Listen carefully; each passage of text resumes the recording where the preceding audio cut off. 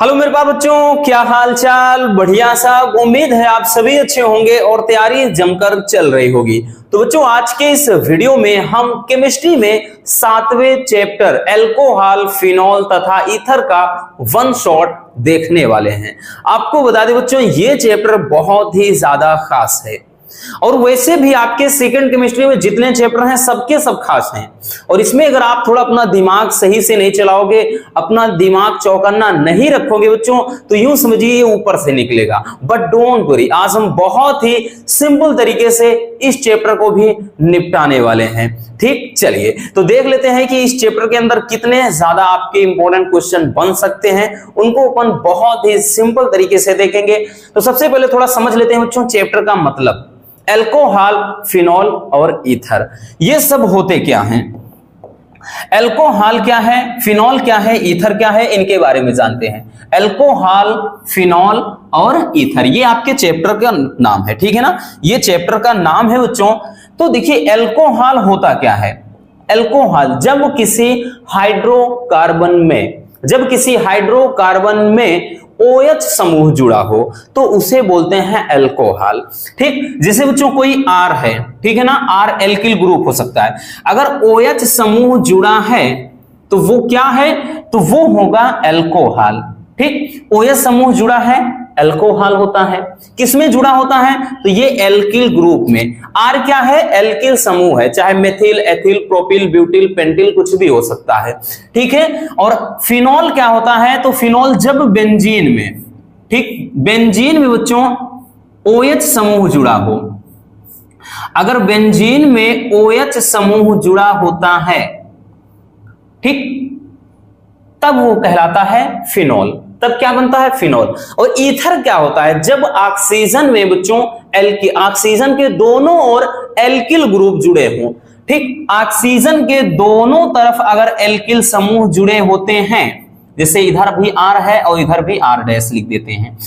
ठीक, एक मिनट, ये R है, O है और इधर R डैश। अब R डैश क्यों लिखा, चलिए इसका थोड़ा लॉजिक समझते हैं। देखिए बच्चों, जो ईथर होता है, ईथर में दोनों तरफ के जो समूह है यानी एल्किल ग्रुप है वो सेम भी हो सकते हैं, ठीक, डिफरेंट भी हो सकते हैं। मतलब दोनों तरफ का जो एल्किल समूह है वो समान हो सकता है और असमान भी हो सकता है। जैसे फॉर एग्जांपल, अगर बच्चों इस तरह से लिखा है CH3O,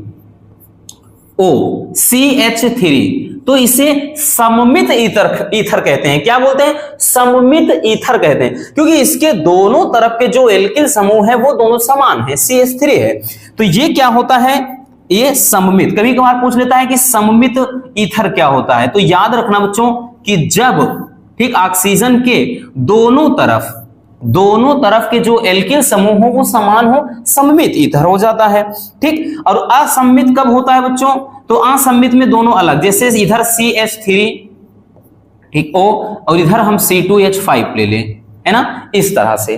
ठीक, इस तरह से हो जाए। या फिर हम लिख सकते हैं जैसे CH3 CH2O CH3, ठीक, इस तरह से है, वही चीज आगे पीछे चाहे जैसे लिखो है। ठीक, तो इस तरह से क्या है, ये दोनों के दोनों असममित में आते हैं। किसमें बच्चों, असममित। ठीक, तो ये सममित असममित का सीन समझ में आ गया, इसीलिए हमने इधर R डैश लिखा है। क्लियर। तो ये है एल्कोहल, फिनॉल, ईथर। अब एल्कोहल और फिनॉल दोनों मिलते जुलते हैं।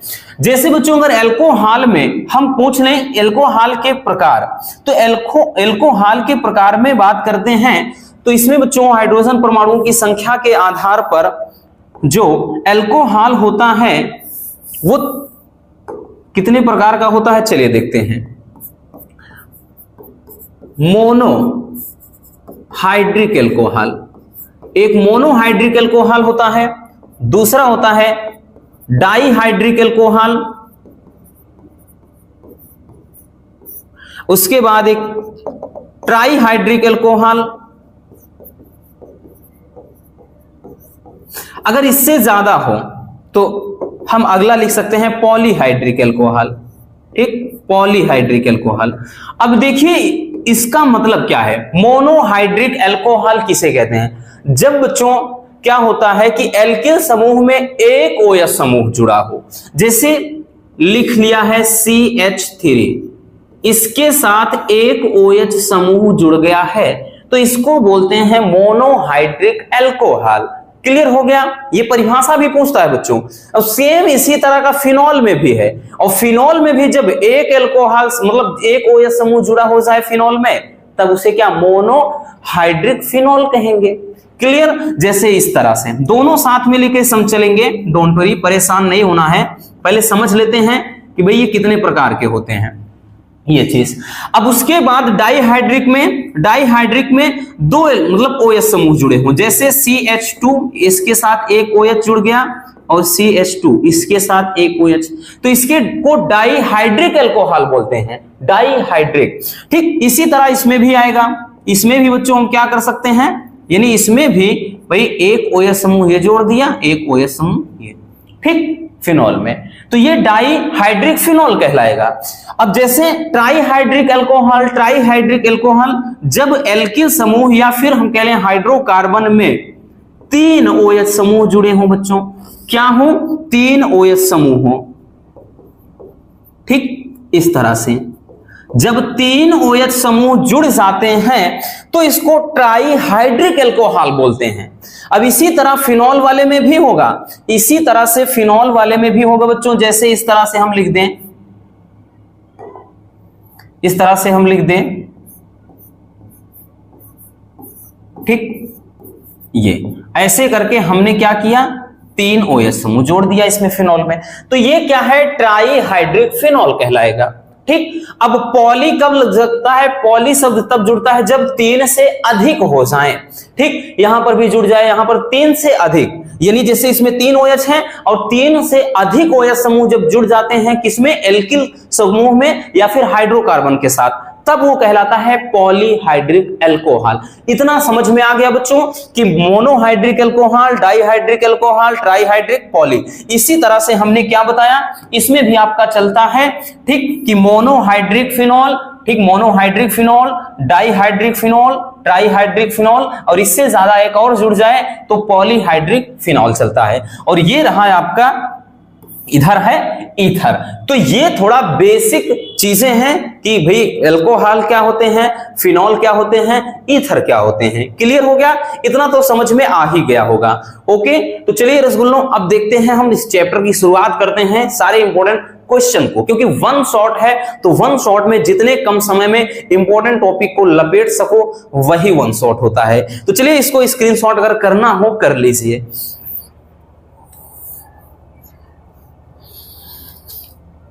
चलिए बच्चों हो गया। चलिए अब हम देख लेते हैं, चैप्टर की तरफ चलते हैं। ठीक, जैसे कि भाई पहला क्वेश्चन है अल्कोहल क्या है, इनके निर्माण की विधि व रासायनिक गुण लिखिए। देखिए बच्चों, अल्कोहल, फिनॉल और ईथर सब में वही चलता है, लेकिन सबसे ज्यादा इंपॉर्टेंट जो है वो अल्कोहल है।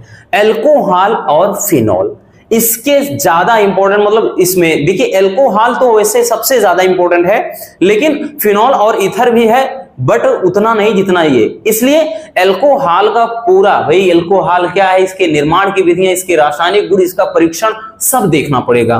ठीक, तो चलिए अल्कोहल क्या होते हैं, तो एलिफैटिक हाइड्रोकार्बन के हाइड्रॉक्सी व्युत्पन्न को अल्कोहल कहते हैं।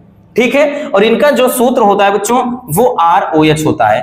तो जैसे हमने बताया ना एलिफैटिक, एलिफैटिक का मतलब जिसमें कार्बन की एक चेन बनती है, जैसे CH3, CH2, OH लगा दिया, तो वही कह रहा है कि एलिफैटिक हाइड्रोकार्बन, हाइड्रोकार्बन का मतलब जिसमें हाइड्रोजन और कार्बन हो, तो हाइड्रोकार्बन के हाइड्रॉक्सी समूह, OH समूह को हाइड्रॉक्सी समूह बोलते हैं, कि व्युत्पन्न को क्या कहते हैं, अल्कोहल। लाइक दैट एक और एग्जांपल देख लेते हैं, जैसे CH3, CH2, CH2, ठीक OH, इस तरह से। मतलब ये कार्बन की कितनी भी लंबी चेन बन जाए उसके साथ अगर OH समूह जुड़ा हुआ है बच्चों तो वो कहलाता है अल्कोहल। इसका फार्मूला क्या होता है, ROH, क्योंकि R का मतलब ही है चाहे तो CH3 हो, ठीक, या फिर C2H5 लिख सकते हैं, या C3H7, ये सब R का मतलब होता है, यानी methyl, ethyl, propyl, butyl, pentyl, hexyl, ऐसे ठीक, इस तरह से करते आप चले जाएंगे। क्लियर हो गया? चलिए अब देख लेते हैं कि कार्बन परमाणुओं की संख्या के आधार पर अल्कोहल कितने प्रकार के होते हैं। ये काफी इंपॉर्टेंट है बच्चों, ये टॉपिक तो बेहद इंपॉर्टेंट है। ठीक, तो चलिए देखते हैं कार्बन परमाणुओं की संख्या के आधार पर अल्कोहल के प्रकार। सबसे पहला है प्राथमिक अल्कोहल, या इसी को 1 डिग्री अल्कोहल बोलते हैं। ऐसे अल्कोहल जिसमें OH समूह प्राथमिक कार्बन परमाणु से जुड़ा हुआ हो तो उसे क्या कहते हैं? प्राथमिक अल्कोहल या 1 डिग्री अल्कोहल बोलते हैं। ठीक, जैसे हमने बताया ना, एक एग्जांपल ले लेते हैं जिसमें कह रहा है कि जैसे CH3 है, ठीक, इसमें डायरेक्टली एक OH समूह भाई प्राथमिक कार्बन से ही तो जुड़ा है ना। इसमें बच्चों जो OH समूह है वो पहले ही कार्बन से जुड़ गया है, तो ये क्या हो जाएगा? प्राथमिक अल्कोहल हो जाएगा, या इसी को 1 डिग्री अल्कोहल कहा जाता है। क्लियर हो गया? चलिए इसको स्क्रीनशॉट कर लीजिए।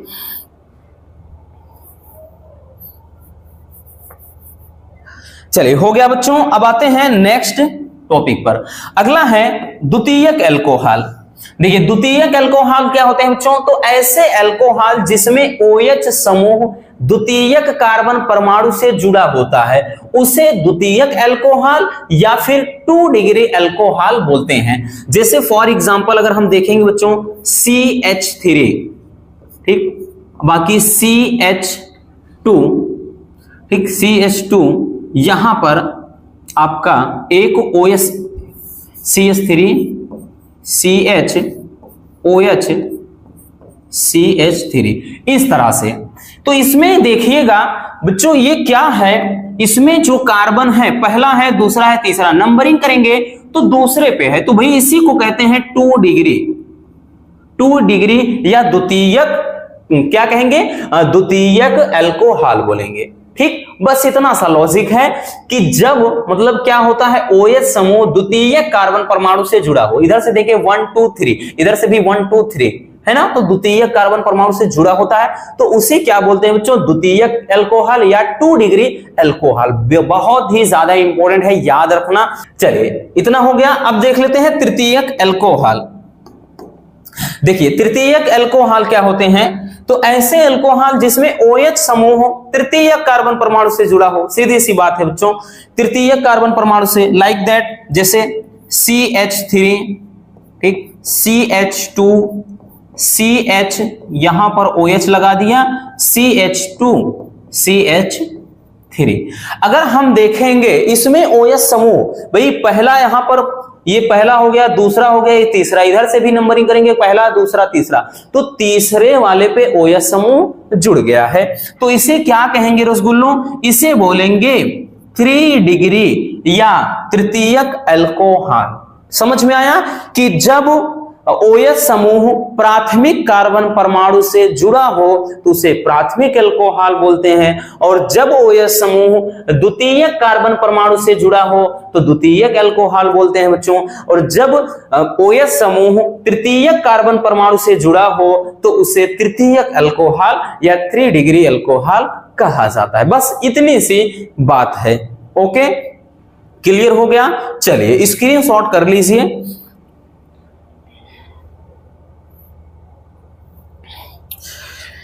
चलिए बच्चों अब देखते हैं हम नेक्स्ट टॉपिक को। अगला टॉपिक क्या है हमारा?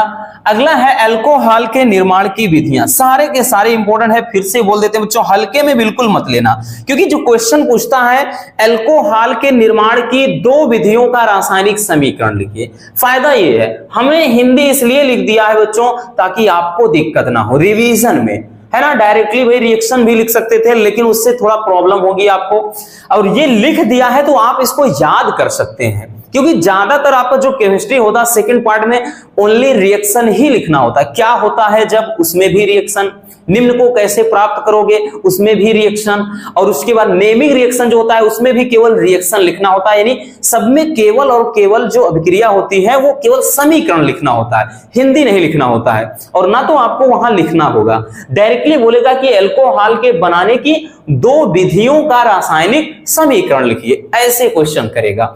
ठीक, तो चलिए देख लेते हैं अल्कोहल को बनाते कैसे हैं। पहला है एल्किल हाइलाइड से। एल्किल मतलब R, हाइलाइड का मतलब X, R X से कैसे बनाते हैं। एल्किल का मतलब हमने बताया ना बच्चों, चाहे CH3 रख लीजिए, इसके जगह मेथिल रख लीजिए, या C2H5 एथिल रख दीजिए, या C3H7 प्रोपिल रख दीजिए, ये सब एल्किल ग्रुप हैं। और X का मतलब क्या है, Cl हो गया, Br हो गया, I हो गया, फ्लोरीन हो गया, ये सब ठीक, क्लोरीन, ब्रोमीन, आयोडीन, फ्लोरीन, ये सब X यानी हाइड्रोजन तत्व के अंतर्गत आते हैं। बात समझ में आई। चलिए, तो कह रहा है कि भाई पहला है एल्किल हैलाइड से, तो एल्किल हैलाइड से एल्कोहल कैसे बनाते हैं। तो एल्किल हैलाइड की क्रिया क्षार के जलीय विलयन से कराने पर एल्कोहल प्राप्त होता है। तो भाई एल्किल हैलाइड हम कोई ले लेते हैं बच्चों, जैसे CH3, ठीक, CH3 एल्किल हो गया, हाइलाइड में यहां पे Cl, CH3Cl हो गया, और इसकी क्रिया कराते हैं कह रहा क्षार से, तो NaOH, एक हमने कास्टिक सोडा यानी क्षार ले लिया, ठीक। जब इसकी हम क्रिया कराते हैं तो क्या बनता है बच्चों, देखिए क्या बनेगा भाई, CH3OH, एल्कोहल ही तो अपने को बनाना है, तो CH3OH एल्कोहल मेथिल एल्कोहल बन गया। अब भाई ये Na पे प्लस चार्ज होता है ना भाई, ये जुड़ते कैसे हैं, हमें पता है बच्चों कि Na पे प्लस चार्ज होता है, Cl पे माइनस, तो ये NaCl हो जाएगा, क्या हो जाएगा, NaCl, ठीक। तो ये मेथिल एल्कोहल है, और ये क्या है, साल्ट यानी नमक, ठीक। ये क्या है, मेथिल एल्कोहल, मेथिल एल्कोहल, ठीक, एल्कोहल, क्लियर हो गया। चलिए, तो इस तरह से हम एल्कोहल बना सकते हैं। हालांकि हमने बताया ना आपको केवल रिएक्शन ही यानी समीकरण ही वहां पर लिखना होगा, इतना याद रखना, ठीक। ये हिंदी लिखने की जरूरत है नहीं। तो चलिए दूसरा देख लेते हैं, कार्बोनिक यौगिकों से। कार्बोनिक यौगिकों से कैसे बनाते। कार्बोनिक यौगिक का मतलब जैसे आपका एल्डिहाइड हो सकता है, कीटोन, कार्बोक्सिलिक एसिड, ये सब कार्बोनिक यौगिक के अंतर्गत आते हैं। क्लियर। चलिए देखते हैं बच्चों, तो लिखेंगे कि कार्बोनिक यौगिकों के अपचयन द्वारा एल्कोहल प्राप्त होता है। जिसे हम ले लेते हैं फॉर एग्जांपल जैसे एल्डिहाइड का, ठीक, एल्डिहाइड का कोई ले लेते हैं CH3 CHO, ठीक, CH3CHO, वैसे नाम पढ़ेंगे IUPAC में तो एथेनॉल हो जाएगा, ठीक। चलिए, तो यहां पर क्या है, इसको ले लिया है। अब देखिए बात कह रहा है अपचयन की। अपचयन में होता क्या है, तो भाई हम हाइड्रोजन के साथ क्रिया कराते हैं, ठीक। तो इसका जब अपचयन होगा क्या प्राप्त होता है बच्चों, क्या बनता है, तो अपचयन के स्वरूप क्या बनेगा, एल्कोहल। तो यहां से CH3 CH2OH, ठीक, CH3 C और H2 और OH यहां पर है, तो ये बन गया आपका, वैसे देखेंगे नाम क्या हो जाएगा, ये एथिल एल्कोहल या एथेनॉल, ठीक। एथिल एल्कोहल दो है तो दो पे एथ होता है, एक रहता है तो जैसे इसमें है तो मेथ होता है, तो ये मेथिल एल्कोहल, दो कार्बन है तो एथिल एल्कोहल, तीन कार्बन होता तो प्रोपिल एल्कोहल, ठीक। इस तरह से चार होता ब्यूटिल एल्कोहल, याद रखा, ठीक है ना, समझ में आ गया। तो इस तरह से बच्चों हम क्या है, एल्कोहल का निर्माण करते हैं, यानी इस तरह से एल्कोहल बना सकते हैं। क्लियर। चलिए जल्दी से इसको स्क्रीनशॉट कर लीजिए। चलिए हो गया। चलिए देखते हैं नेक्स्ट टॉपिक। थोड़ा शोरगुल हो रहा होगा तो उतना कोऑपरेट करना बच्चों, क्योंकि अब गांव देहात में जान ही रहेंगे भाई, काम धंधे का सीजन है ना इधर। चलिए अगला है एमीन द्वारा। एमीन द्वारा कैसे अल्कोहल बनाते हैं, तीन रिएक्शन देख लेते हैं, वैसे भी एक या दो ही आता है बट डोंट वरी। तो एमीन से कैसे अल्कोहल बनाते हैं बच्चों, तो एमीन नाइट्रस अम्ल से क्रिया करके अल्कोहल बनाता है। तो एमीन का कोई भी कंपाउंड ले लेते हैं, इसमें भी जैसे CH3OH, सॉरी एमीन बोल रहा है, CH3NH2, एमीन नाम हो गया मेथेन एमीन। मेथेन ये मेथिल है समझिए, ये एमीन तो मेथेन एमीन, मेथेन में एमीन जोड़ेंगे मेथेन एमीन। एक एमीन ले लिया, इसकी क्रिया कराना है नाइट्रस अम्ल से, तो HNO3 अगर होता तो नाइट्रिक अम्ल पढ़ते, HNO2 हो गया तो नाइट्रस अम्ल हो जाएगा, ठीक। तो ये क्या हो जाएगा, नाइट्रस अम्ल। नाइट्रस अम्ल हो गया। अब इसकी जब हम क्रिया कराते हैं तो क्या प्राप्त होता है, ध्यान से समझिएगा भाई। एक एल्कोहल अपने को बनाना है तो CH3OH, CH3OH यहां से ले लिए, एक N यहां है, एक N यहां है, तो N2 नाइट्रोजन गैस हो गया बच्चों। ठीक, CH3OH यहां से एक O एक H, H2O और साथ में यानी जल बन गया। क्लियर हो गया। तो इस तरह से भी हम अल्कोहल बना सकते हैं। नाम क्या हो जाएगा, तो वही मेथिल अल्कोहल या मेथेनॉल। ठीक, मेथिल अल्कोहल, मेथिल अल्कोहल या फिर इसी को आईपीएससी में जैसे मेथेनॉल पढ़ते हैं। ठीक, इस तरह से। अब देखते हैं बच्चों अल्कोहल के रासायनिक गुण। ठीक, अल्कोहल के रासायनिक गुण, अल्कोहल मतलब किनके साथ क्रिया करता है और क्या बनाता है। इसमें भी वही चीज बच्चों, केवल रिएक्शन मतलब केवल और केवल समीकरण लिखना होगा। आपकी सुविधा के लिए हमने यहां हिंदी लिख दिया है, बाकी आप बोर्ड एग्जाम में हिंदी नहीं लिखेंगे। ठीक, लिख भी देंगे कुछ होगा नहीं, लेकिन वहां पर दे ही देता है नोट में कि भाई केवल समीकरण लिखिए। तो जितना बोला जाए उतना करिए, फालतू का कोई मतलब नहीं है ना। चलिए, पहला है धातु हाइड्राइड से क्रिया। धातु हाइड्राइड से तो लिखेंगे अल्कोहल धातु हाइड्राइड से क्रिया करके बच्चों क्या बनाता है, धातु ऑक्साइड और हाइड्रोजन गैस। तो धातु हाइड्राइड के साथ क्रिया कराना है, जैसे C2H5OH कोई अल्कोहल ले लिया हमने, इसकी क्रिया कराना है धातु हाइड्राइड से। तो Na सोडियम धातु हो गया, H लगा दिया हाइड्राइड, धातु हाइड्राइड से ये क्रिया कर लिया। अब क्या बनाएगा देखिएगा, ध्यान से समझना बच्चों, क्या बनाएगा C2H5। ठीक, C2H5O है तो ये C2H5ONA सोडियम एथॉक्साइड, क्योंकि धातु ऑक्साइड बनाएगा, सोडियम हो गया एथॉक्साइड, यहां से C2H5। ठीक, यहां से C2H5O उठाया, यहां Na जोड़ दिया। अब बचा क्या है बच्चों, बचा क्या है H2 यानी हाइड्रोजन गैस। हाइड्रोजन गैस क्या हो जाएगी, बाहर निकल जाएगी। क्लियर हो गया।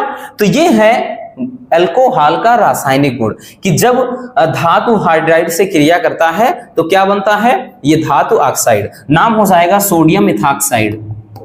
इसका नाम लिखेंगे तो सोडियम एथॉक्साइड, एथॉक्साइड।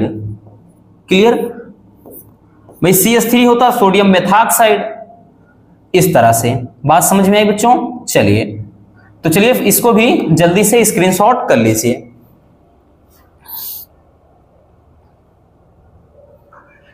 चलिए, हो गया बच्चों। अब हम देखते हैं नेक्स्ट टॉपिक को।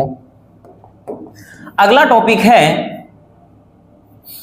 यानी जो अगला रासायनिक गुण है वो है कार्बनिक अम्ल से क्रिया। ठीक, कार्बनिक अम्ल से क्रिया, कोई भी हमने बताया कि आप कार्बनिक, वही चीज इसके पहले जो कार्बोनिक या कार्बनिक बताए थे, जैसे एल्डिहाइड है, कीटोन है, कार्बोक्सिलिक एसिड है। ठीक, तो अल्कोहल की जब क्रिया बच्चों कार्बनिक अम्ल से कराते हैं तो एस्टर बनता है। इस प्रक्रिया को एस्टरीकरण भी कहते हैं। ठीक, अगर डायरेक्टली पूछ ले कि एस्टरीकरण किसे कहते हैं तो इतना याद रखना, जब अल्कोहल की क्रिया कार्बनिक एसिड से कराते हैं तो एस्टर बनता है, इसी प्रक्रिया को एस्टरीकरण कहते हैं। जैसे बच्चों अल्कोहल में अगर हम देखें तो C2H5, ठीक, OH अल्कोहल ले लिया, इसकी क्रिया किससे कराना है, ठीक, इसकी क्रिया हम करा देते हैं कार्बनिक अम्ल से, किसी से, जैसे CH3COO, ठीक, CH3COOH एसिटिक अम्ल। ठीक, ये क्या है, क्योंकि COOH कार्बोक्सिलिक एसिड का है ना, सही भाई। COOH जब समूह होता है तो इसको क्या पढ़ते हैं, इसको कार्बोक्सिलिक एसिड पढ़ते हैं, है ना। इसको आईपीएससी में भी बताए थे।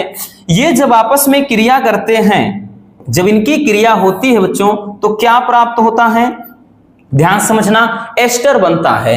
तो हो जाएगा CH3COO, ठीक, इधर C2H5, ठीक, CH3COO C2H5 यहां का उठा लिया। अब बचेगा क्या, एक H यहां बचा है, एक H ये है, तो H2O यानी जल बन गया। इसी को बच्चों बोलते हैं एस्टर। ठीक, इसको क्या कहते हैं, एस्टर बोलते हैं। या वैसे नाम देखेंगे ना तो इसे एथिल एसीटेट पढ़ेंगे, क्योंकि CH3COO को एसीटेट पढ़ा जाता है, तो एथिल एसीटेट इसका नाम हो जाएगा। या इसी को भाई अगर हम एक साधारण नाम के हिसाब से कहते हैं तो एस्टर कहते हैं इसको। क्लियर। चलिए अगला है बच्चों की हैलोजन अम्ल से क्रिया। हैलोजन अम्ल के साथ जब क्रिया होती है तो क्या बनता है, चलिए देखते हैं। तो बच्चों एल्कोहल हैलोजन अम्ल से क्रिया करके एल्किल हाइलाइड बनाते हैं। एल्कोहल में कुछ भी ले लीजिए, CH3OH। अब आप कहेंगे बार बार वही चीज लेते हैं, कुछ भी ले लीजिए, C2H5OH ले लीजिए, C3H7OH ले लीजिए, सब है एक ही, सब ये क्या है, मोनोहाइड्रिक एल्कोहल है। तो ये हमने ले लिया, इसकी क्रिया कराना है हैलोजन अम्ल। हैलोजन का मतलब बच्चों जैसे HBr ले सकते हैं, HCl ले सकते हैं, HF ले सकते हैं, तो ये सब के सब क्या है, ठीक, HI ले सकते हैं, ये सब हैलोजन अम्ल हैं। तो इनकी क्रिया कराएंगे किससे, हैलोजन। तो हमने HCl एक हैलोजन अम्ल ले लिया। क्लियर बच्चों। चलिए जब इनकी हम क्रिया कराते हैं तो क्या बनता है, एल्किल हाइलाइड प्राप्त होता है। तो CH3 यहां से हो गया एल्किल हाइलाइड के लिए भाई यहां पर Cl, CH3Cl मेथिल क्लोराइड, या ये एल्किल को दर्शा रहा है, Cl हाइलाइड को दर्शा रहा है, तो इसीलिए एल्किल हाइलाइड बोलते हैं। ठीक, एल्किल हाइलाइड हो गया। और क्या बनेगा इसके अलावा बच्चों, क्या बचा, यहां पर H है तो ये H2O हो गया। ठीक, इतना। या फिर इस रिएक्शन को ऐसे भी आप लिख सकते हैं, जैसे कह रहा है एल्कोहल, एल्कोहल का मतलब ROH, एल्कोहल। ये क्रिया किसके साथ कर रहा है, हैलोजन अम्ल, यानी HX, ऐसे लिखेंगे। ठीक, तो जब इसको करेंगे बच्चों तो ये क्या बन जाएगा भाई, RX बन जाएगा, RX और प्लस यहां पर H2O था, तो इस तरह से। तो ये क्या है, एल्किल हाइलाइड। हमने बोला ना जो ये होता है CH3 CH2O5, ठीक, या फिर C3S मतलब C3H7, ये सबके सब बच्चों R को दर्शाते हैं, एल्किल ग्रुप, पहले ही भी बता चुके हैं। ठीक, X क्या होता है, हैलोजन तत्व। ठीक, जैसे ये ClBr I हो गया, ठीक, F हो गया, ये सब क्लियर। चलिए जल्दी से इसको भी स्क्रीनशॉट कर लीजिए। चलिए बच्चों हो गया। अब आते हैं नेक्स्ट टॉपिक पर। तो बच्चों ये टॉपिक, इसके बारे में जितना कुछ कहा जाए वो सब कम है। ये बच्चों one of the most important topic है इस चैप्टर का। एक ऐसा कोई साल नहीं जब ये ना पूछा जाए, और इसके जो पूछने का तरीका है बच्चों वो तरीका अलग अलग होता है। पूछता है कि ल्यूकोस परीक्षण क्या है, या कहेगा ल्यूकोस अभिकर्मक किसे कहते हैं, या फिर कहेगा बच्चों की प्राथमिक द्वितीयक तृतीयक अल्कोहल की पहचान कैसे करते हैं, या फिर कहेगा कि भाई अल्कोहल की पहचान करने की विधि लिखिए।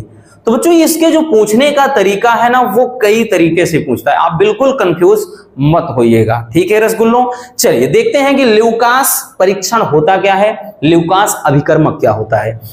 देखिए जिंक क्लोराइड तथा सांद्र हाइड्रोक्लोरिक अम्ल के 1:1 के अनुपात का जो मिश्रण होता है उसी को कहते हैं ल्यूकास अभिकर्मक। मतलब बच्चों निर्जल जिंक क्लोराइड यानी ZnCl2 और साथ में सांद्र हाइड्रोक्लोरिक एसिड, इसका जो मिश्रण होता है, अगर हम रेशियो की बात करें बच्चों तो इसमें जो रेशियो होता है 1:1। ठीक, मतलब ये 1:1 के अनुपात में होता है। जितनी मात्रा ZnCl2 की होगी उसकी उतनी मात्रा ये, तो इसको एक निश्चित अनुपात में मिलाते हैं, तो यही मिश्रण ही क्या कहलाता है, ल्यूकास अभिकर्मक कहलाता है। अब देखिए ल्यूकास अभिकर्मक के द्वारा होता क्या है बच्चों, तो ल्यूकास अभिकर्मक के द्वारा प्राथमिक द्वितीयक व तृतीयक अल्कोहल का परीक्षण किया जाता है, और यह जो परीक्षण है अल्कोहल की क्रियाशीलता पर ही निर्भर करता है। अब पहचानते कैसे हैं बच्चों, चलिए वो देखते हैं। इसमें करते क्या है, तो इसमें जो अल्कोहल होता है ROH, ये क्या है, अल्कोहल का फार्मूला। अल्कोहल में बच्चों HCl हाइड्रोक्लोरिक एसिड मिलाते हैं, किसकी उपस्थिति में, तो यहां पर उपस्थिति होती है जिंक क्लोराइड, निर्जल जिंक क्लोराइड की उपस्थिति में। ठीक, जब इसको मिलाते हैं तो बनता है एल्किल क्लोराइड का अवक्षेप। RCl, एल्किल क्लोराइड का अवक्षेप प्राप्त होता है और साथ में बच्चों ये क्या बन जाएगा, जो निकलना है यानी जल बाहर निकल जाएगा। क्लियर, जल बाहर निकल जाएगा। अब देखिए इसी रिएक्शन के बेस पर अल्कोहल की पहचान करते हैं। अब कैसे करते हैं, चलिए वो देखते हैं। देखिए होता क्या है बच्चों कि जब अल्कोहल के 3 से 4 ml विलेन में 2 से 3 ml ल्यूकास अभिकर्मक मिला देने पर यदि कोई भी अभिक्रिया नहीं होती है, यानी कोई रिएक्शन नहीं होती है, देन वो क्या हो जाता है, प्राथमिक अल्कोहल। एकदम सिंपल तरीके से लिखना है बच्चों, बहुत ज्यादा परेशान नहीं होना है। यही इसीलिए हमने बहुत ही सिंपल तरीके से एकदम सरल शब्दों में लिखा है ताकि आप इस चीज को कभी ना भूल पाओ। ठीक, हमने क्या बताया बच्चों कि जब अल्कोहल में ये ल्यूकास अभिकर्मक मिला देते हैं, मिलाने के बाद कोई रिएक्शन ही ना हो, यानी विलेन में कोई हलचल ही ना हो, तब पता कर लेते हैं कि वो जो अल्कोहल है कौन सा अल्कोहल है, प्राथमिक अल्कोहल है। क्लियर हुआ। उसके बाद बच्चों दूसरा कि यदि 5 से 10 मिनट में अभिक्रिया होती है, यानी रिएक्शन होने में 5 से 10 मिनट का वक्त अगर लग जाता है, तब पहचान लेते हैं बच्चों कि वो कौन सा अल्कोहल है, द्वितीयक। यानी 5 से 10 मिनट में ये एल्किल क्लोराइड का अवक्षेप प्राप्त होता है, तब ये पता चलता है कि जो अल्कोहल है वो द्वितीयक अल्कोहल है। बात समझ में आई बच्चों।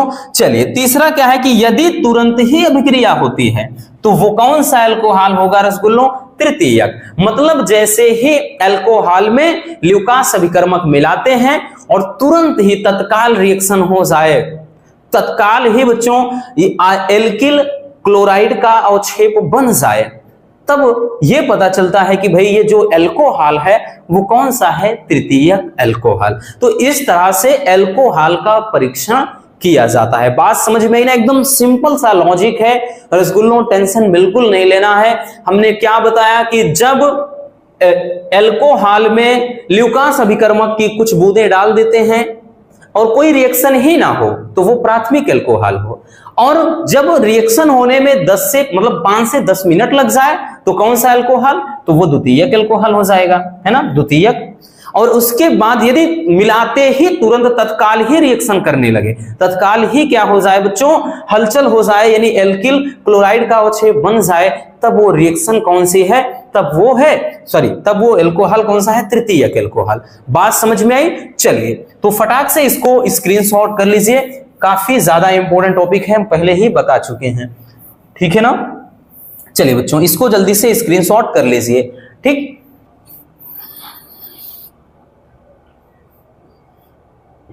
चलिए अब देखते हैं नेक्स्ट टॉपिक को। अगला टॉपिक क्या है, फिनॉल क्या है। अल्कोहल के बारे में जितने क्वेश्चन बन सकते थे बच्चों हमने देख रखा। ठीक, अब फिनॉल क्या है और फिनॉल के निर्माण की विधि लिखिए।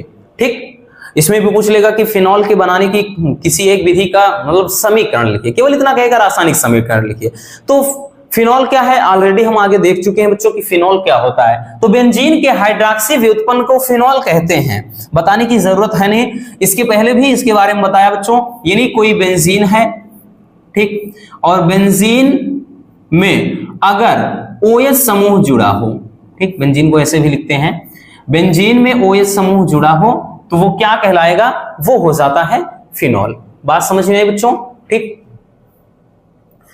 वो क्या हो जाता है, फिनॉल हो जाता है। तो ये क्या है, किसका प्रतीक है, तो ये फिनॉल का प्रतीक है। ठीक, ये किसका प्रतीक है बच्चों, यानी किसका फार्मूला है, फिनॉल का। समझ में आया। अब देखिए फिनॉल के निर्माण की विधियां देखते हैं जो जरूरी है। पहला है डाईएजोनियम लवण से। डाईएजोनियम लवण से फिनॉल को कैसे बनाते हैं। ठीक, तो बच्चों डाईएजोनियम लवण को जल के साथ सल्फ्यूरिक अम्ल की उपस्थिति में गर्म करते हैं तो फिनॉल बनता है। पहले भी बता चुके बच्चों, आपको वहां रिएक्शन नहीं लिखना है, यहां पर आपकी सुविधा के लिए हमने वहां पर ये थ्योरी नहीं लिखना है, इतना आपकी सुविधा के लिए हम बता रहे हैं। आपको तो डायरेक्टली जो अभी हम रिएक्शन लिखेंगे ना, समीकरण वही छापना है। तो डाईएजोनियम क्लोराइड, तो बच्चों बेंजीन डाईएजोनियम क्लोराइड, ठीक, ये क्या है, बेंजीन हो गया। ठीक, बेंजीन डाईएजोनियम क्लोराइड, N2 भाई Cl है तो डाइएजोनियम क्लोराइड पढ़ते हैं इसको, बेंजीन डाइएजोनियम क्लोराइड। इसकी क्रिया किससे कराना है, तो इसकी क्रिया कराना है बच्चों जल से। जल के साथ जब रिएक्शन कराते हैं किसकी उपस्थिति में, ये भी देख लीजिए, तो भाई सल्फ्यूरिक, ठीक, किसकी उपस्थिति में, सल्फ्यूरिक अम्ल यानी H2SO4 की उपस्थिति में जब क्रिया कराते हैं तो क्या बनता है, तो बनता है भैया फिनॉल। अपने को फिनॉल बनाना है तो यहां पर बनेगा बच्चों फिनॉल, ठीक, फिनॉल यानी यहां पर OH समूह जोड़ देते हैं और क्या बनेगा, OH तो हो गया, N2 हो गया यानी नाइट्रोजन गैस बाहर निकल जाएगा, ठीक। यहां पर OH तो जोड़ दिया, एक H बचा है और एक Cl यहां पर है, तो ये HCl यानी हाइड्रोक्लोरिक एसिड भी प्राप्त हो गया। समझ में आया। और बना क्या बच्चों, तो यही है फिनॉल। क्या है, फिनॉल है, ठीक। तो इस तरह से फिनॉल का निर्माण डाइएजोनियम लवण से किया जा सकता है। आई बात समझ में। चलिए फटाक से स्क्रीनशॉट कर लीजिए, फिर चलते हैं हम नेक्स्ट टॉपिक की तरफ।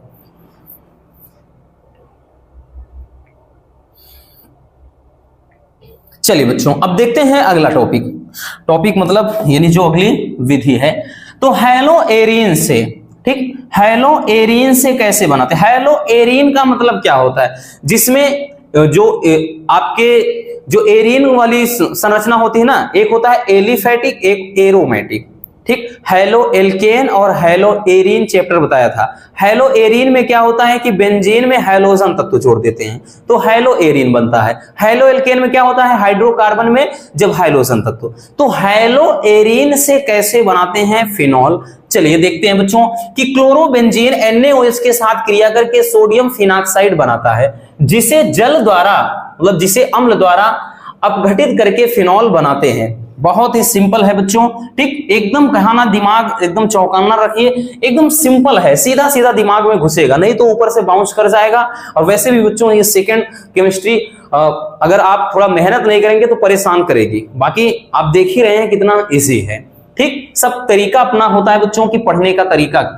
तो क्लोरोबेंजीन तो ये हैलो एरीन का एक एग्जांपल हमने बताया ना। हैलो एरीन कब कहा जाएगा, जब बच्चों आप बेंजीन में आप कोई हैलोजन तत्व तो Cl जोड़ दिया तो हैलो एरीन ये बन गया, ठीक। इतना होना चाहिए, ठीक। तो वही चीज कह रहा है कि जब क्या करेंगे कि क्लोरोबेंजीन NaOH के साथ, तो क्लोरोबेंजीन को ले लेते हैं अपन, ठीक। क्लोरोबेंजीन का फार्मूला हमने लिख लिया, ये बेंजीन हो गया, ऊपर Cl लगा दिया, क्लोरो हो गया।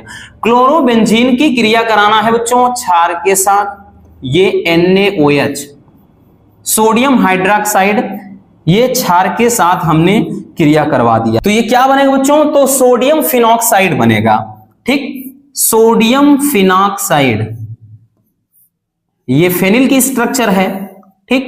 O लगा दिया ऑक्साइड हो गया, Na लगा दिया फिनॉल हो गया, ठीक, मतलब सोडियम हो गया। तो सोडियम फिनॉक्साइड प्राप्त हो रहा है। अगर हम देखेंगे तो भाई यहां पर Na है, O है, ये HCl। अब जो बच्चों HCl बना है यानी इसके नीचे जो HCl है, तो इसी HCl के द्वारा यानी अम्ल द्वारा ये अपघटित होकर के क्या बनाएगा, तो इसी अम्ल से अपघटित होकर के ये बनाएगा बच्चों फिनॉल। क्या बनाएगा रसगुल्लों, फिनॉल बनाएगा, यानी यहां पर हम OH लगाएंगे, ठीक। OH तो Na और Cl है, ये निकलेगा NaCl, ठीक, ये निकलेगा NaCl, तो ये हो जाएगा आपका क्या चीज, फिनॉल, ठीक, यही हो जाएगा फिनॉल। तो इस तरह से बच्चों फिनॉल बनाते हैं। यही तो बोल रहा है ना कि सबसे पहले क्लोरोबेंजीन को, नाम क्या है इसका, क्लोरोबेंजीन। तो क्लोरो जब बेंजीन की क्रिया हम क्षार से कराते हैं NaOH से, तो ये सबसे पहले बना सोडियम फिनॉक्साइड, ठीक। क्या बनता है बच्चों, सोडियम फिनॉक्साइड। तो सोडियम फिनॉक्साइड बना और उसके बाद जब सोडियम फिनॉक्साइड किसके, HCl यानी अम्ल के द्वारा अपघटित होकर फिनॉल में कन्वर्ट हो जा रहा है, तो इस तरह से भी फिनॉल बनता है। बात समझ में आई। चलिए जल्दी से इसको भी स्क्रीनशॉट कर लीजिए।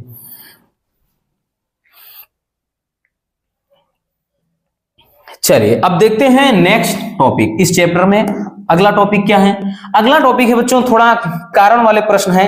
हालांकि कारण वाले प्रश्न ठीक आप जब देखेंगे, इसके पहले भी हम करवा चुके हैं। आप केवल इतना सर्च करिए केमिस्ट्री, मतलब 12th केमिस्ट्री कारण बेस्ड क्वेश्चन, ठीक, या रीजन बेस्ड क्वेश्चन, इस तरह से आप कुछ भी सर्च मारते हैं तो मिल जाएगा।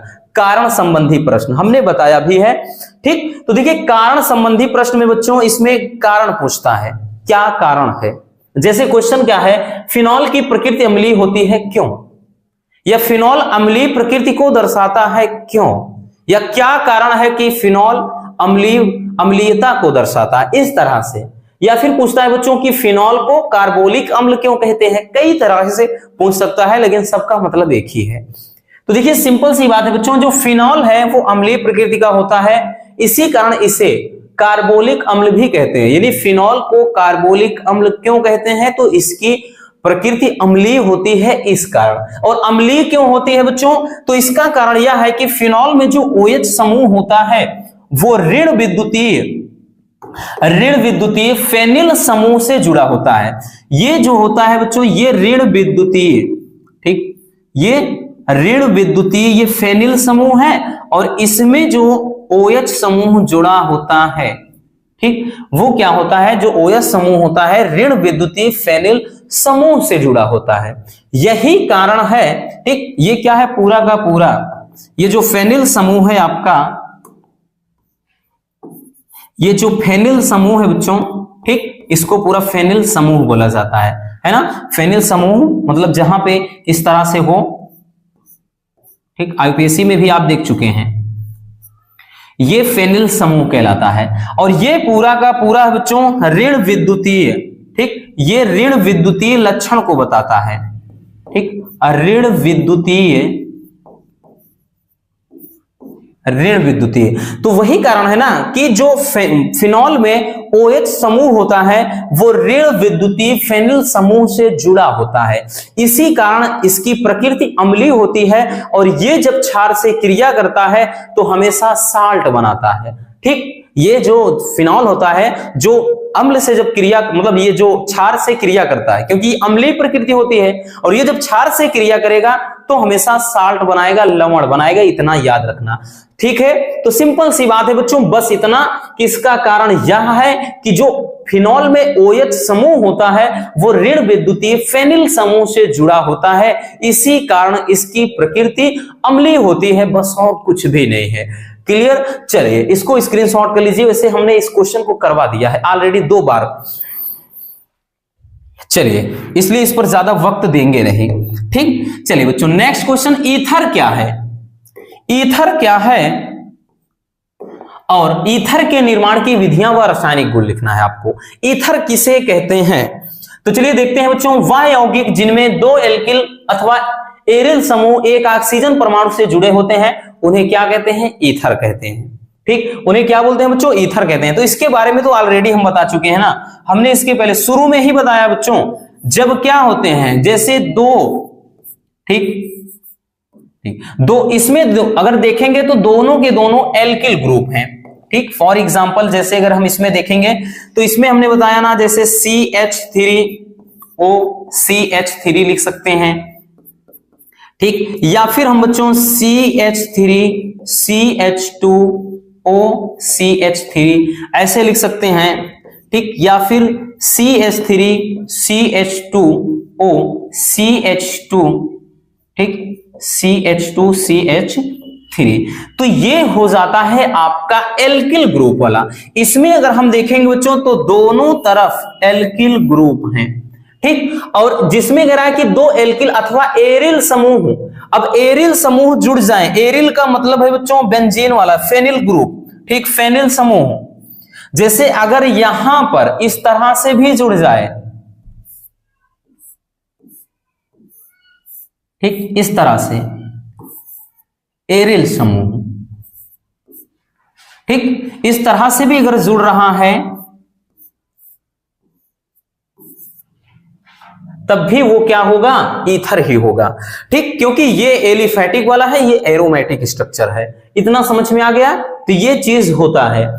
बाकी इसमें हमने बता ही दिया है भाई कि जो ईथर होता है बच्चों, प्रकार भी कभी कभार पूछ लेता है, तो याद रखना रसगुल्लों, इसको भी बता चुके हैं कि कितने प्रकार का होता है, 2 प्रकार का। एक होता है सममित, ठीक, एक सममित ईथर होता है और दूसरा क्या होता है, असममित होता है, ठीक, असममित ईथर। जैसे ये चीज देखो सममित है, ये असममित है और ये भी क्या है, असममित है। जब दोनों तरफ के एल्किल समूह बराबर रहे, सेम रहे, तो सममित ईथर होता है। दोनों अगर भाई क्या है, जैसे इधर देखेंगे तो इधर मेथिल है लेकिन इधर एथिल है, तो ये असममित होगा। इधर देखेंगे तो इधर एथिल है जबकि इधर क्या है, मेथिल एथिल प्रोपिल यानी प्रोपिल है, तो दोनों तरफ अलग अलग हैं, तो इसलिए क्या हो जाएगा, ये असममित हो जाएगा। तो समझ में आ गया कि वह यौगिक जिसमें 2 एल्किल अथवा एरिल समूह एक ऑक्सीजन परमाणु से जुड़े होते हैं तो उसे कहते हैं ईथर। ठीक, चलिए अब देखते हैं ईथर के निर्माण की विधियां, ठीक है ना, स्क्रीनशॉट करना हो कर लीजिए। चलिए बच्चों, ईथर के निर्माण की विधियां देखते हैं, ईथर को कैसे बनाते हैं। चलिए देखिए, पहला है अल्कोहल के निर्जलन से। अल्कोहल के निर्जलन से तो 2 मोनोहाइड्रिक, हाइड्रिक लिखा है, हाइड्रिक होगा, ठीक, 2 मोनोहाइड्रिक अल्कोहल के निर्जलन से ईथर प्राप्त होता है बच्चों।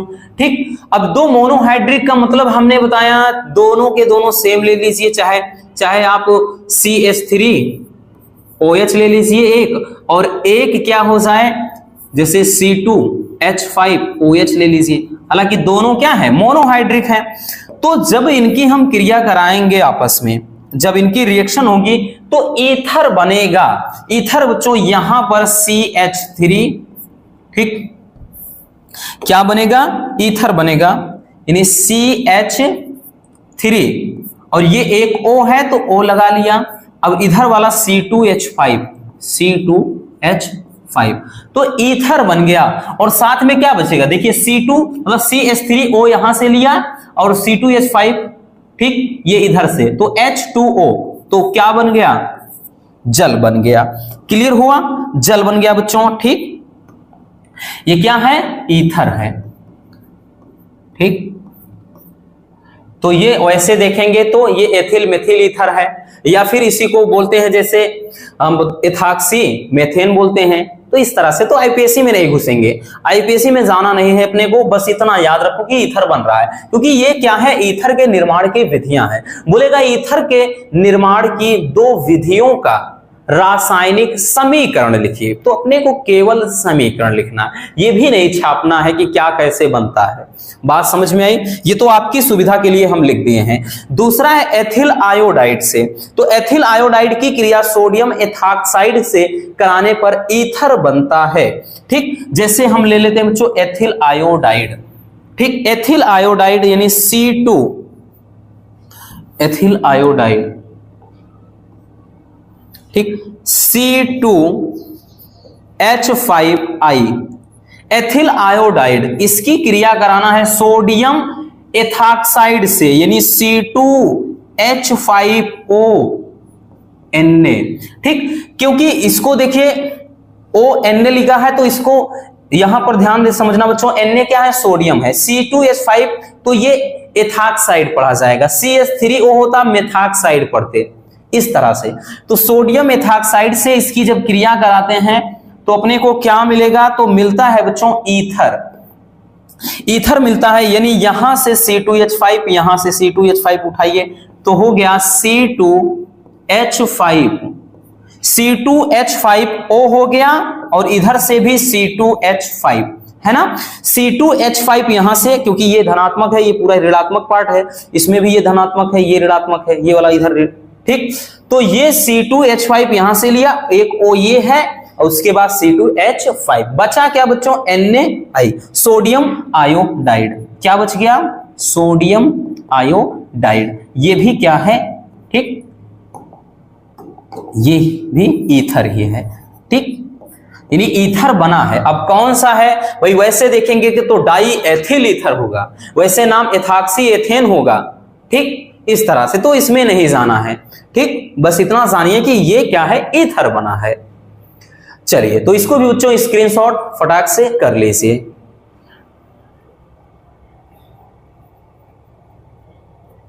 चलिए, हो गया। अब हम आते हैं नेक्स्ट टॉपिक पर। अगला टॉपिक ईथर के रासायनिक गुण। ठीक, ईथर के रासायनिक गुण है। पहला है कि बच्चों ईथर को जल के साथ गर्म करने पर, तो यहां पे लिखेंगे जल से क्रिया। हेडिंग बनाना चाहते थे बना सकते हैं, डोंट वरी। हमने बोला ना केवल रिएक्शन ही, आपको केवल समीकरण लिखना है। तो पहला है बच्चों जल से क्रिया। तो ईथर को जल के साथ गर्म करने पर संगत अल्कोहल का निर्माण होता है। तो भाई ईथर ले लीजिए, तो C2H5O, C2H5, इसकी क्रिया कराएंगे अपन किसके साथ, जल के साथ। जब जल के साथ बच्चों हम इसको गर्म करते हैं, ईथर को जब जल के साथ गर्म करते हैं तो क्या बनता है, तो कह रहा है कि संगत अल्कोहल। ठीक, यानी C2H5O यहां पर है, इसकी क्रिया H से करा देते हैं। ठीक, तो यहां पर C2H5OH हो जाएगा। ध्यान से समझना बच्चों, क्योंकि ये पूरा ऋणात्मक पार्ट है। ठीक, तो ये हाइड्रोजन, ये प्लस आयन होता है, तो इसके साथ जुड़ गया, C2H5OH हो गया। यहां से एक O लिया और ये H। अब इधर भी देखेंगे तो इधर भी तो वही सेम बन रहा है, यानी C2H5OH, ये भी सेम। ठीक, या फिर इसको हम यहीं पर आगे 2 लगा देते, 2C2H5OH, यानी इसका मतलब 2 अणु हो जाता। तो ये क्या है कि जब ईथर को जल के साथ गर्म करते हैं बच्चों, ठीक, जब क्या करते हैं, ईथर को हम जल के साथ गर्म करते हैं तो अल्कोहल प्राप्त होता है। ये क्या है, वैसे नाम देखेंगे तो एथिल अल्कोहल या एथेनॉल बोलते हैं। ठीक, चलिए, दूसरा क्या है कि ईथर की क्रिया हाइड्रोजन आयोडाइड से कराने पर एथिल आयोडाइड बनता है। ठीक, तो चलिए ईथर की ले लेते हैं बच्चों, तो C2H5O, C2H5। आप जरूरी नहीं बच्चों यहां पर CS3 भी लिख सकते थे, यहां भी CS3। हमने बोला ना जरूरी नहीं, कोई भी, चाहे सम्मित ईथर लीजिए, असम्मित ईथर होना चाहिए, इतना याद रखना। ठीक, तो ईथर की क्रिया किससे कराना है, तो हाइड्रोजन आयोडाइड HI से कराना है। HI से जब क्रिया कराना है बच्चों, तो कह रहा है एथिल आयोडाइड प्राप्त होता है, या सिंपल सी बात है लिख देना ईथर प्राप्त होता है, बस ये लिखने की जरूरत नहीं। ठीक, इतना जानिए कि ईथर की क्रिया जब एथिल आयोडाइड से कराएंगे तो, ठीक, सॉरी, हाइड्रोजन आयोडाइड से कराएंगे तो एथिल आयोडाइड, या फिर हम लिख सकते हैं एल्किल आयोडाइड बनता है। ठीक, यहां एथिल मेथिल प्रोपिल न लिखकर एल्किल आयोडाइड लिख देंगे बस। तो यहां पर क्या है, तो भाई C2H5 एथिल हो गया, और यहां से आई ले लीजिए आयोडाइड, एथिल आयोडाइड हो गया, और साथ में अब बचा क्या, C2H5, यहां से आई ले लिया तो C2H5OH, यानी अल्कोहल बन गया। C2H5OH अल्कोहल बन गया। बात समझ में आई बच्चों, ये क्या है, तो ये है एथिल आयोडाइड, एथिल आयोडाइड। ठीक, और साथ में ये अल्कोहल, ठीक, एथिल अल्कोहल, तो ये बन जाता है। बात समझ में आई। चलिए, तो जल्दी से इसको भी स्क्रीनशॉट कर लीजिए।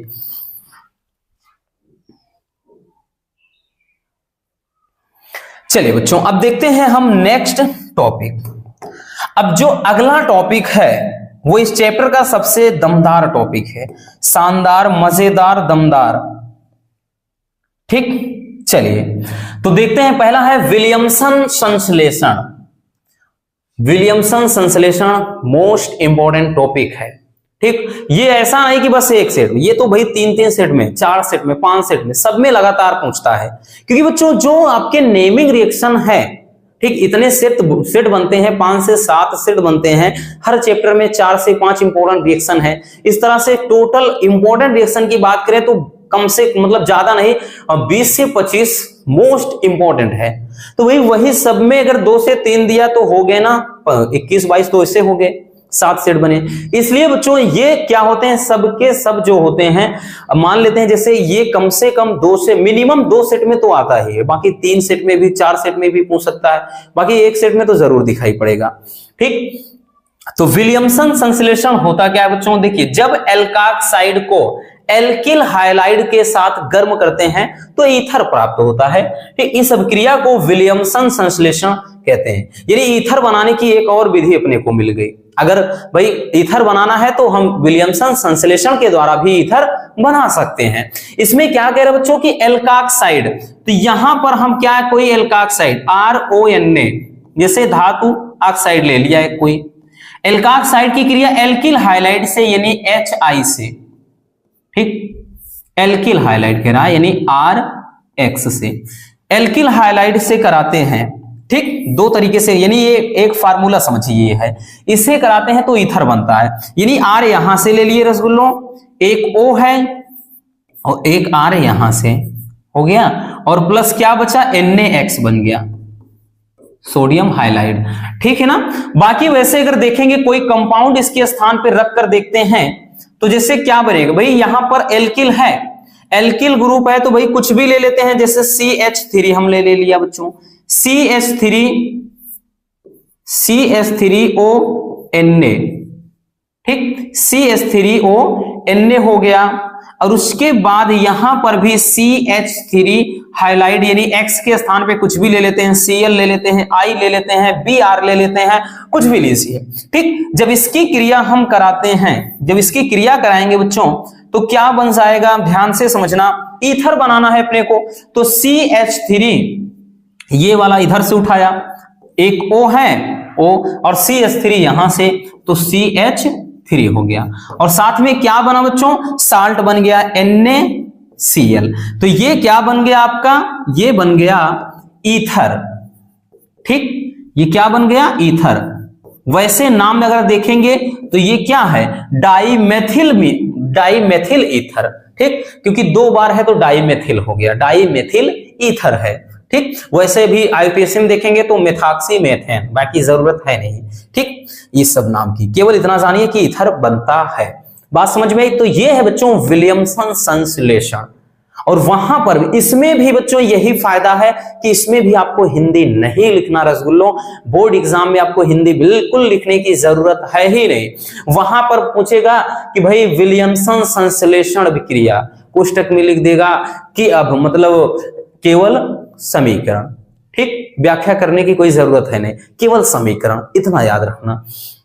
तो चलिए जल्दी से इसको स्क्रीनशॉट कर लीजिए।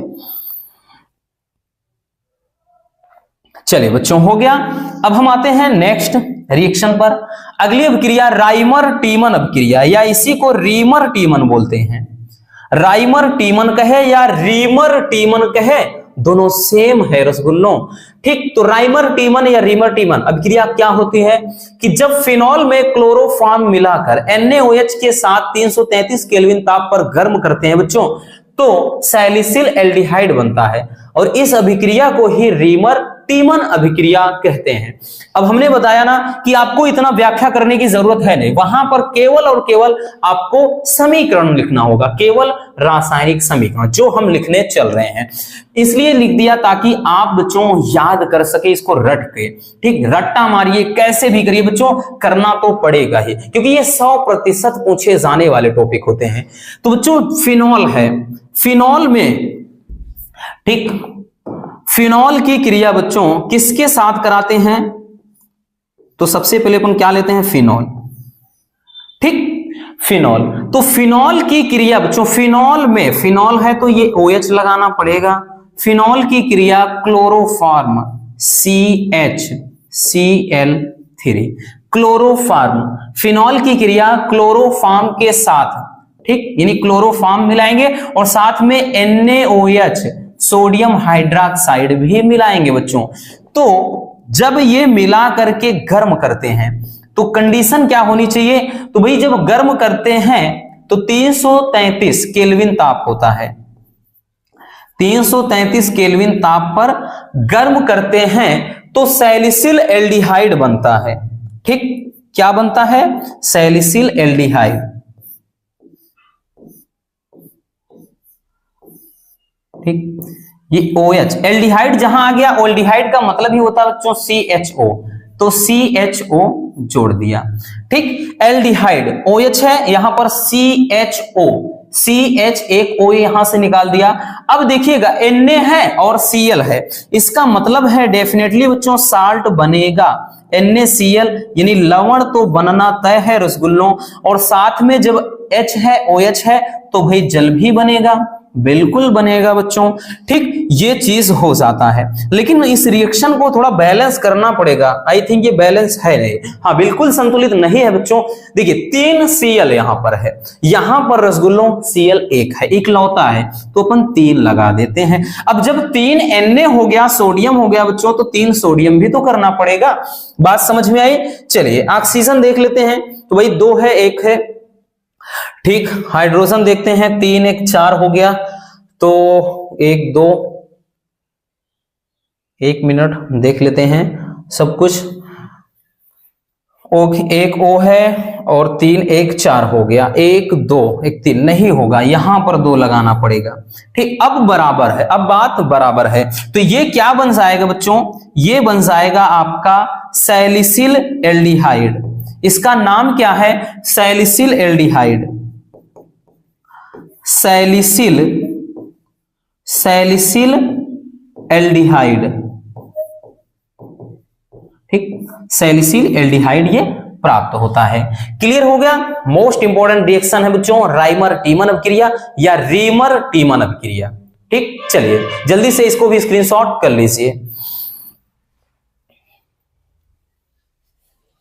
ठीक हो गया बच्चों। चलिए देखिए, ये नाम भी जरूरी है, अगर नहीं भी लिखा हो तो नाम जरूरी है बच्चों। फिनॉल है, ये क्लोरोफार्म है। ठीक, क्लोरोफार्म, और ये तो क्या है? क्षार है, सोडियम हाइड्रोक्साइड। ठीक, चलिए अब देखते हैं हम नेक्स्ट रिएक्शन को। अगली अभिक्रिया है बच्चों, अगली अभिक्रिया है कोल्बे स्मिट अभिक्रिया या कोल्बे अभिक्रिया अकेले बोलेगा। ये भी मोस्ट इंपोर्टेंट रिएक्शन है। ठीक, कोल्बे अभिक्रिया या फिर कोल्बे स्मिट अभिक्रिया। ठीक, चलिए बच्चों देखिए, कोल्बे अभिक्रिया होती क्या है? वह अभिक्रिया जिसमें सोडियम फिनॉक्साइड 4 से 8 एटीएम यानी एटमॉस्फेयर दाब तथा 398 से 413 केल्विन ताप पर कार्बन डाइऑक्साइड के साथ क्रिया करके सोडियम सैलिसिलेट बनाता है, जो अम्ल के द्वारा अपघटित होकर सैलिसिलिक अम्ल बनाता है।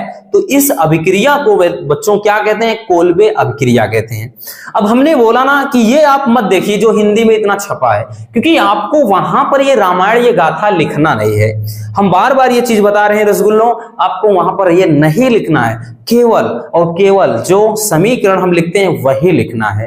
ठीक, तो ये किस लिए? तो ये आपकी सुविधा के लिए कि भाई अगर नाम भी भूल जाओ क्या चीज है, ये कौन सा कंपाउंड है, तो आप कभी भी उठा के इसको देख सकते हैं और ये चीजें एकदम क्लियर हो जाएंगी। बात समझ में आई रसगुल्लों? चलिए, तो भाई कह रहा है कि सोडियम फिनॉक्साइड, सोडियम फिनॉक्साइड चलिए ले लेते हैं।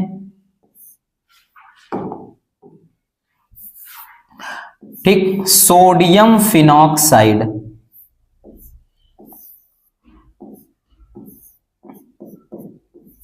Sodium phenoxide.